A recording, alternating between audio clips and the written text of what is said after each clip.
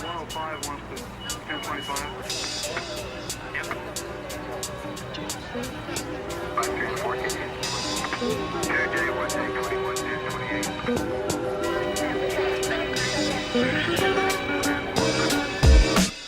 1028. What's up everyone, and welcome to the first episode of the exceL podcast, coming to you from the OMEN House in the outskirts of London. I'm John, your host. I'm joined by Kieran. Hello. Alex. Hey. Fern. Yo. And Ryan. A couple of housekeeping things to get to before we start. This is the first episode of the podcast, as I've said, so things might change. We're going to be experimenting with several different ways of doing the audio and things like that, so let us know if you have any feedback and stuff you want to see down in the comments below. Episodes are going to come out every week on Wednesday at 6 p.m. GMT, so they should hopefully be on a strict schedule. This is going to be the first port of call for all things exceL, so we're going to talk about news, we're going to talk about upcoming events, we're going to talk about content, stuff you should be looking out for in the future. Alright, so now that's all out of the way, let's get into it. The first thing we're going to talk about is of course the house. Now I will come to you, Kieran, in a bit to talk about the practicalities of how we got into this situation. But first, Ryan and Fern, you've been living here for a while now. So how has it been? Been alright, isn't it? It's not been too bad. I mean, yeah, it's been enjoyable. It's been what we expected, really. It had some hardships near the start, and 2 days in come to mind. Yeah. Yeah. Well, we can't do that without a story, right? So we got a story, right, where 2 days after moving in, I think it was. You've been here about a week. I've been here. God knows how long. Yeah. 4 years. Yeah. I lost track of time. 2 days after I moved in, anyway. Ryan and I went to local supermarket. Not going to mention brands, are we? Came back. We just got McDonald's. We're going to come back with McDonald's. Other fast food suppliers are available. Yeah. Got in the initial front door. Perfect. Got the key. Second one we thought was on the latch. We have two front doors. Yeah. Two front doors. Yeah. Wasn't on the latch, was it? No, it wasn't on the latch. latch. On the latch. It was locked. No, so we were locked down. We took our brain food of McDonald's. Other fast foods are available. Out to the car. We sat in the car. 10 minutes. Nah, it was close to 15, 20. 20 minutes. Yeah. Time flies when you're having fun. Yeah. And so we had a little thing. And what were our options? Our options were smash the window. Put the window through.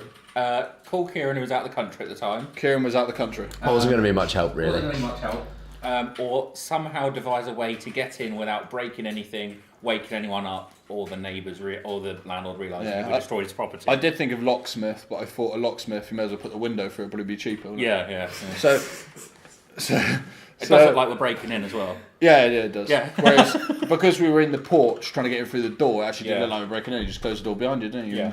Fine. Anyway, so we got to the secondary front door that was locked and we had no key.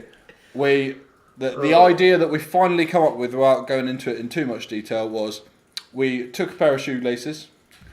There's a little old keyhole where there used to be an actual key kind of lock, whereas it's now like a bolt lock. So we put that through the old keyhole, hung the shoelace over the inside latch, lifted it up, and it kind of didn't really work because it got a bit stuck. So we got another shoelace, put it through the letterbox, attached it to the other shoelace that was already there, so that we could pull it towards the bolt, lift the bolt up by tugging down on the old keyhole, and we got in, didn't we? Yeah. Beautiful. It was euphoria. It was better than So that is the way to break in to the OMEN House. But This is a very informative podcast so far. We'll move on from that. no, that's genius, boys. I'm pretty impressed with that. I'm very impressed. Yeah. Alright, so we do need to talk about the slightly more, not so extreme side of the house. So how are we in this situation? Basically, that's like the first question. Then. Yeah, I don't know about not so extreme, but it's been a crazy journey from, finding the house, getting into it with nothing in it, and kitting it out. Everything from me sitting here with delivery men who decided to drop the 10 beds pretty much where we're sitting right now.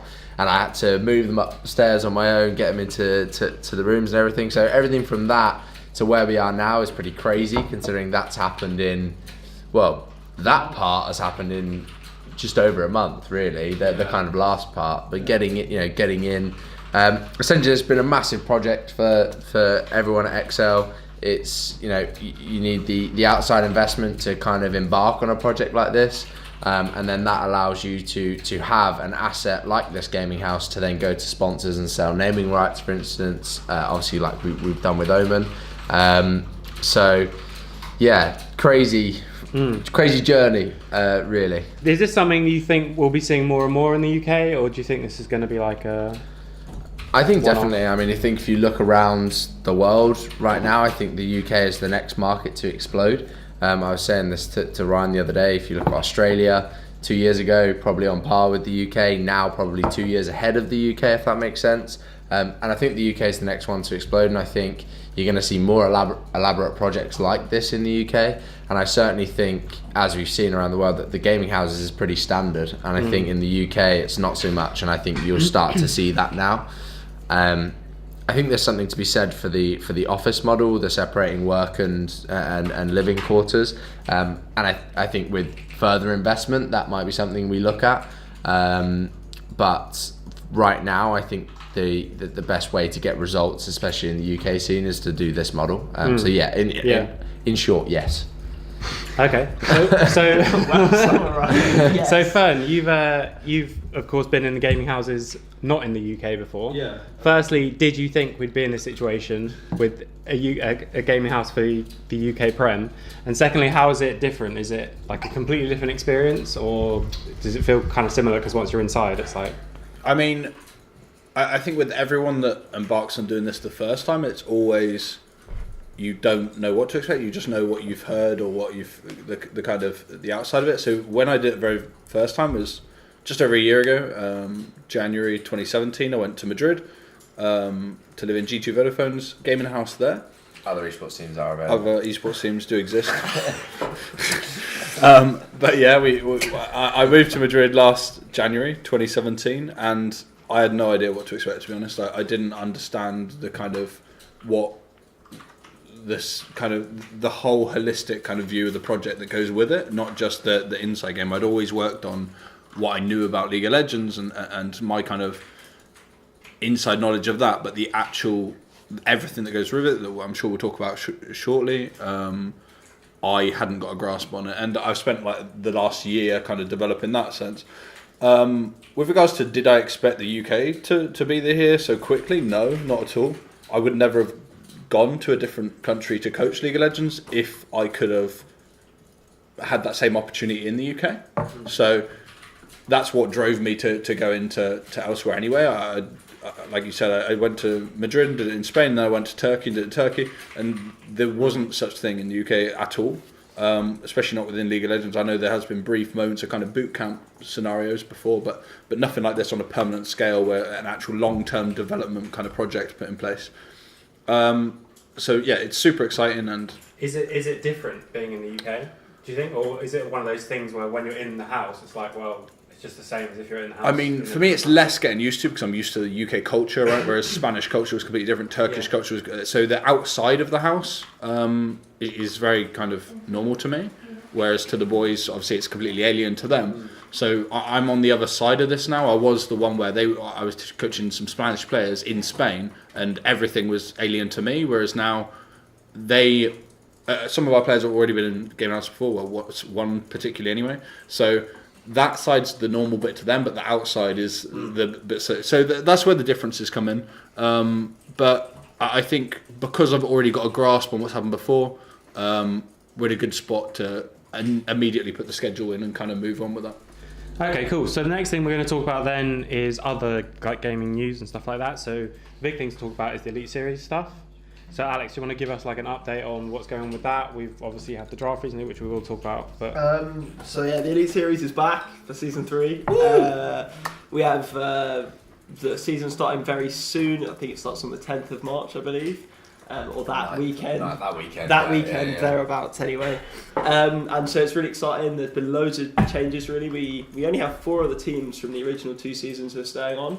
And now instead of there being 8 total teams, there's now 10 total teams. So there's lots and lots of new orgs and lots of very big and large sort of influence, which you'd say now in the Gfinity Elite Series, which is really nice. And then also we've had a change of one of the games where there's no longer Counter-Strike, and they've now brought in FIFA. instead for the Elite Series. So it changes the schedule slightly. I think now on the Friday night there's going to be FIFA, so they can go home for their weekend leagues. Saturday morning is still Rocket League, so hopefully there'll be just as many people coming for Rocket League in the morning now as there was before, which was really nice. And then the evening on Saturday we now have Street Fighter, which has been moved from sort of Friday fight night to Saturday fight night. I guess. Just went on roll of the time. Boxing's always on a Saturday night, isn't it? So why not Street Fighter? Fair enough. Okay, so we did the draft recently. So Ryan, do you want to? Yeah, it was my first experience with the draft, and I didn't really know what to expect. But it was it's part of my advanced role now.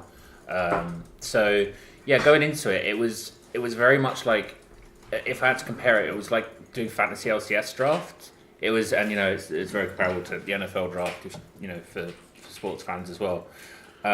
So we went in, we picked 6 very strong candidates. Actually, we were very lucky with the draft. All of them were like very high on our lists of who we wanted.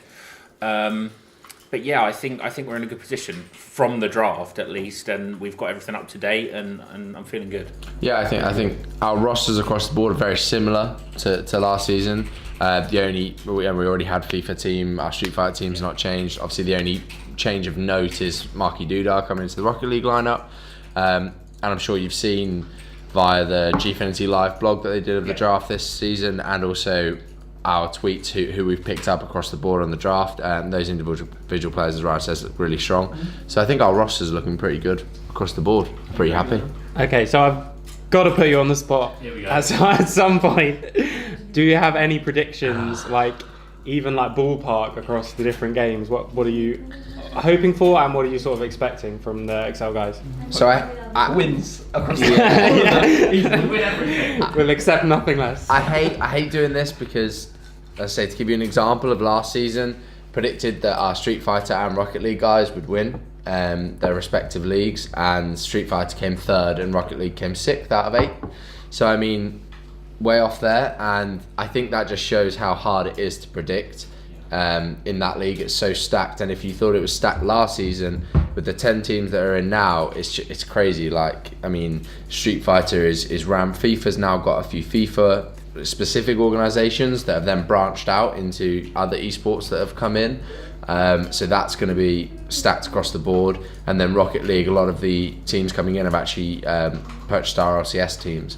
So the Elite Series is similar standard to our LCS. So I mean, it's stacked across the board. I think, as I say, because of the new FIFA's kind of an unknown quantity, and because of the new FIFA orgs coming in, that's going to be a really tough league for us. Interested to see how that pans out. Rocket League, we should be up there because we're one of the RLCS teams, so hopefully. And then Street Fighter, I think on paper, people would look at us and say that we've got the best roster. But again, it's stacked across the board. So yeah. I'd love to win them all, but that's probably not realistic. So yeah. Yeah. So FIFA coming into the Elite Series as well and blowing up a lot at the moment. Is there any particular reason why you think that is? Is there something about FIFA as an esport that is sort of appealing to people who haven't previously been into esports yet? I think the thing you see across the board with the Elite Series is that all the games are very widely palatable. I think anyone can watch them. Your nan can sit down and know roughly what is going on in FIFA, Rocket League and Street Fighter because they're quite easy visually, whereas something like League of Legends, not so much. I mean, even myself, who plays a lot of League, I sometimes don't understand what goes on in team fights. I have to ask Fern, what just happened there? So I think that the point is it's widely palatable, which means it can get on TV, hit the mainstream, and it makes it easier to gain sponsors because you can invite people down to the arena and go, come watch, and they'll get it straight away because they can watch it. So I think that's got a big part to play, and also the other thing is you've got to look at developer backing. I mean, we choose what esports we go into largely whether there is developer backing or not. And I think if you look at the Elite Series, they've now got developer backing across all 3 games, whereas Valve are very hands-off, so CSGO wouldn't have had any of that. Whereas now all the developers are heavily involved with with the schedules, and I don't want to say something that's not right, so I don't know if they help with the prize pool or not. I'm not sure, but I would assume they have like a lot of input. They're at least across the seen board. pushing it, like, which makes such a big difference, doesn't it? Exactly. Okay, cool. So that's from next weekend, is it then? Like, not this weekend coming up, but from the weekend So of the 10th from the and 10th, on. weekend of the 10th is when it starts. Yeah. Okay, great. All right, the next thing we're going to talk about then is exceL, the UK Premiership for League of Legends. So how's it been going in terms of like, we're obviously a few weeks in, we're starting this a little bit later than we would have liked, but so like generally how's it been going, and how do you feel the team is adapting to this new environment? It's just a long chain of kind of progression, really. I was under no kind of false Right on the stars. false kind of pretense that the team would move in here and all of a sudden we're better. Yeah. I knew that from my previous experience. I mean, Ryan hadn't necessarily seen that firsthand, but we'd still made it clear that this is probably what's going to happen. You take a dip before you go up in any sense of the word, and I'd been working with the team for a few weeks while we put the roster together, and then after we'd confirmed the roster, and actually we were working from home before the Prem started, in our lead up to moving into the house and so on and so forth. So we got to a relatively good level. The boys moved in, and we took a plunge, so to speak. People adapting to life outside of the game was a massive part of that, I think. Different foods, different, not seeing their families, girlfriends, friends, whatever. Getting to know Reading a little bit and the outskirts of London.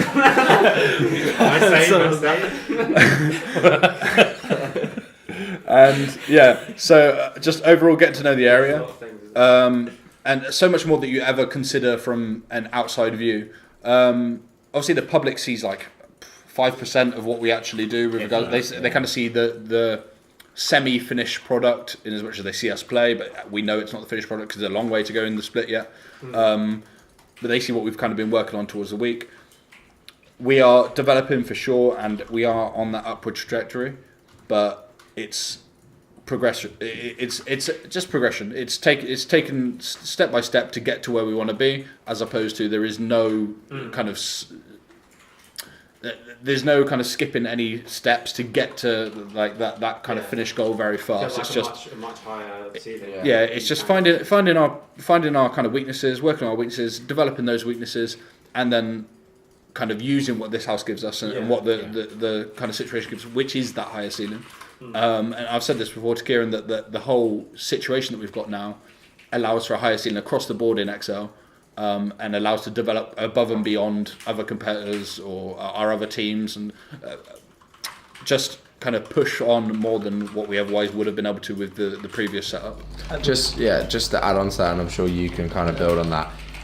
It not only is it great for performance for the league boys, but also in terms of having a base for content creation. It lifts the ceiling, as you say, across the board for the organisation. And just to comment on the dip, I mean, when 3 of the guys moving in haven't even been to the UK before. I mean, there's a huge adaptation period that they've gone through now, and we're starting to see them come out the other side of that. And I'm really excited for what's to come. It's one of those things where from the outside it's very tempting to feel like, and I will admit that I obviously felt this at some points as well, is that when you're looking at a gaming house, it's like, oh, all they do is they just go in and play games. So like, how can you lose that amount of like playability? But it's just because it's on all the time, right? It's because like there's no escape from it, and like you say, even the food's going to be different, or the environment's different. I mean, I think the main thing is that we try and get the balance between work and play, pretty much. It's hard for us to separate that when we're living and working in the same environment. If you imagine your base, like if you had an office job, you would be at your office, you would be living there. So we need to have that strict kind of divide.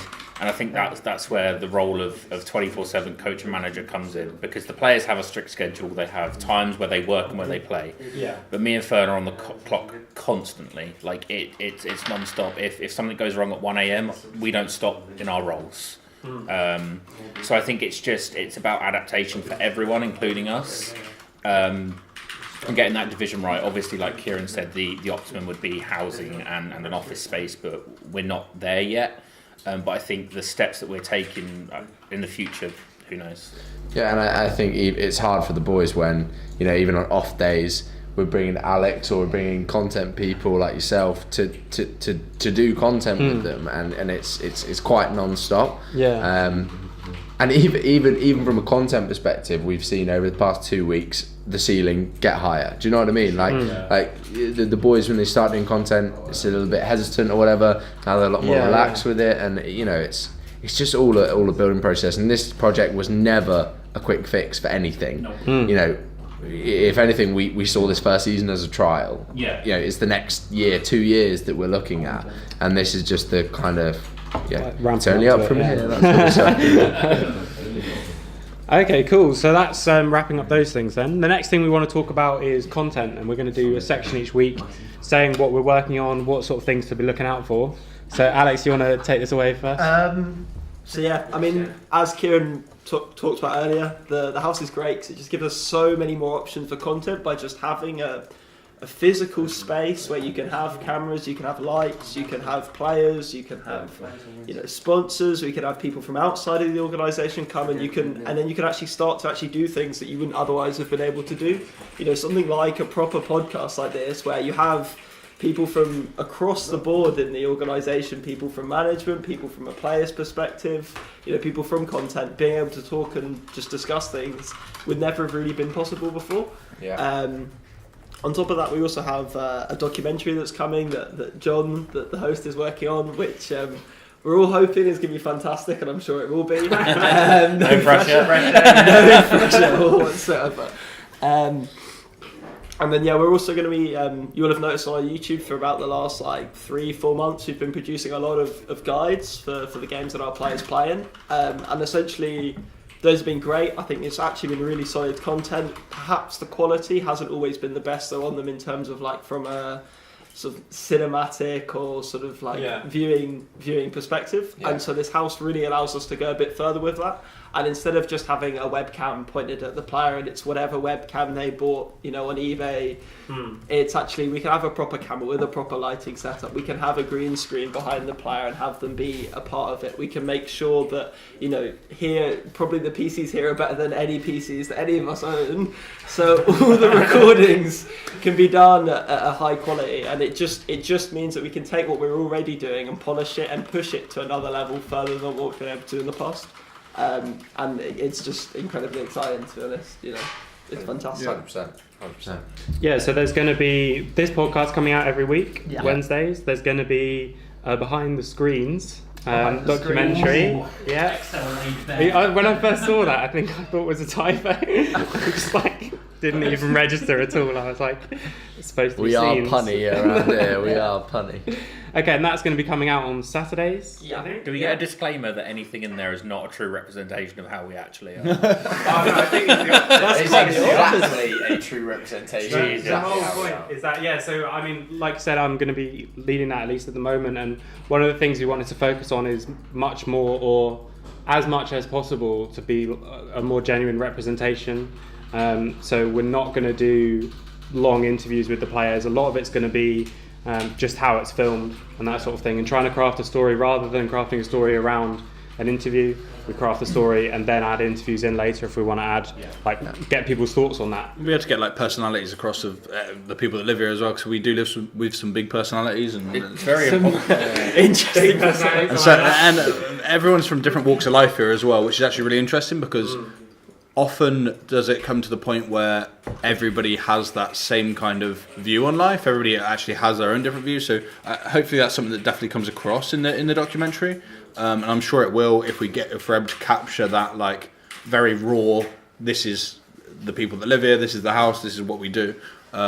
Which is super exciting from my kind of point of view, whereas you guys are more about the quality of the content and stuff like that. Mine's just what I'm seeing more so. So I mean, it's a very different ideally, view. I feel like we've perhaps come under fire a little bit in that we have import players, and that perhaps the scene doesn't feel as attached to them as UK players that they know. Which is fair enough. So I think this behind the scenes thing will really help people to connect with them and realise that they're nice guys, they're human beings. They're not just a name within a game, are they? This is where we do like a little cutscene where it's like Kieran talks big topics or something, because this is where I want to just kind of put a few things to bed. Yeah, And this okay. One of the main A little- reasons I wanted a rant. to be This is on gonna be this Kieran's podcast rant. was to talk about this. Was this whole 20 So- minutes set up for this moment? Basically, yeah. The last 20 minutes was just for this. No, basically, when you have a project like this in the UK, talent pools are not an object. There's no specific talent pool that you need to look at. It's much wider, and you have a wider talent pool because you're going to have UK residents. We must mention that obviously UK residents to play in a UK league. Completely agree with that, by the way. The thing is obviously that the talent pool then gets bigger. Now, that doesn't mean that you don't look at UK players, you don't trial UK players, you don't even get to the point of actually offering UK players a spot, which did happen, by the way. We won't talk names, but we did offer UK players the opportunity, and I think the UK scene is just so skeptical about the whole thing because they've never seen a project like this. They almost don't believe it, and they don't want to get involved with it. There's going to be some sort of strange catch. Yeah, exactly. And the whole point of this project is to show this is happening in the UK. This is happening on your doorstep. Now, there are opportunities now in the UK. We're providing opportunities for people. UK or not, it doesn't matter to us. It's about who works in the team, who's the most talented players, and who's the most coachable. That was one of the big things we talked about the whole time, was who are the most coachable players. And it just so happens that we do have an imported team, but they're all brilliant lads, and they're good to coach. And that was like you said, it's not because they are not from the UK that we picked them up. It's because out of the candidates we had, irrelevant of nationality, that wasn't one of the criteria we were looking at based on who we should have on the team. The criteria is much more about their level, their potential level, their want and desire to work hard and learn and develop, and then how far they're willing to push themselves to get to the point we want to get just to. didn't really come into it at all. not at all. Obviously, English speaking, yes. Yeah. That's quite difficult to learn to coach someone, and we're not quite at the level of a translator yet. The important But thing is that we didn't get this house as a result of us signing an import team. No. This house was happening if we had 5 UK players that were good enough to play. Completely.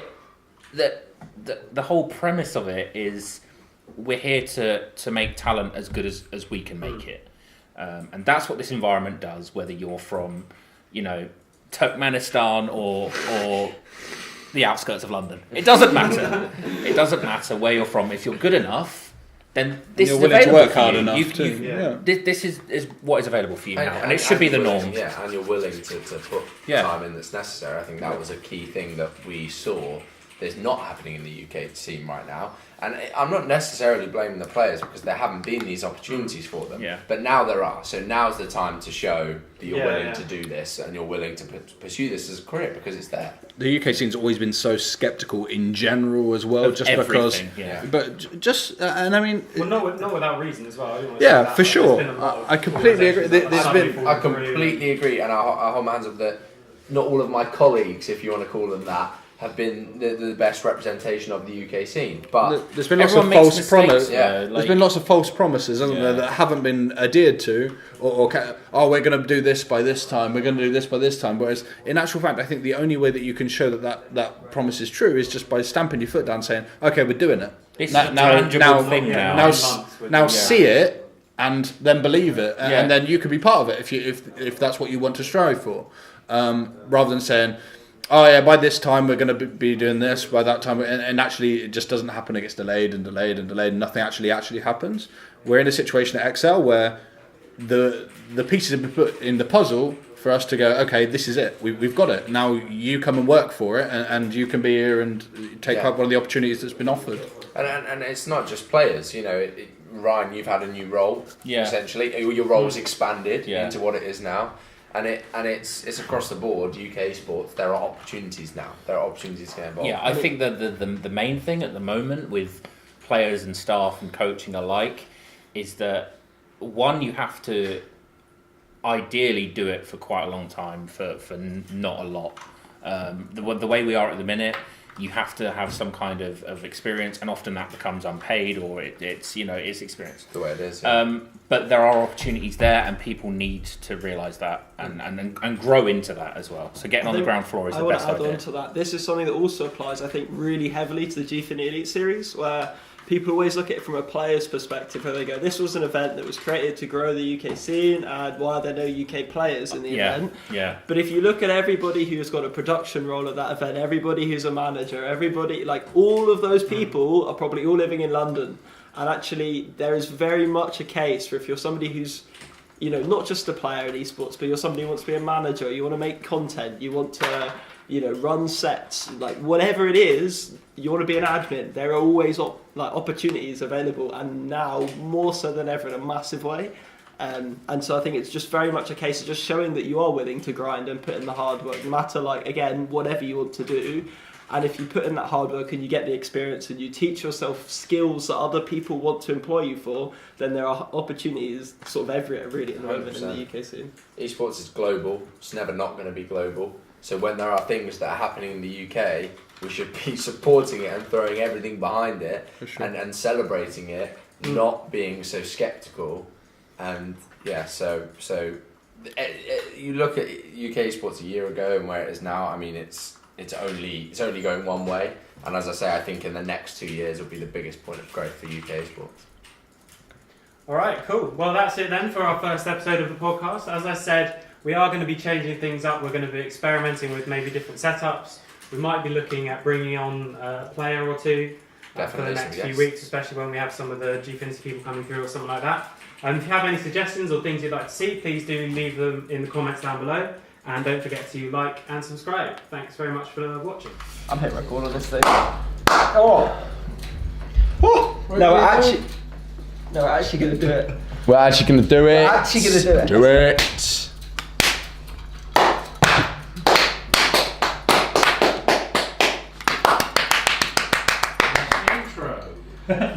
All right, everyone clapping like.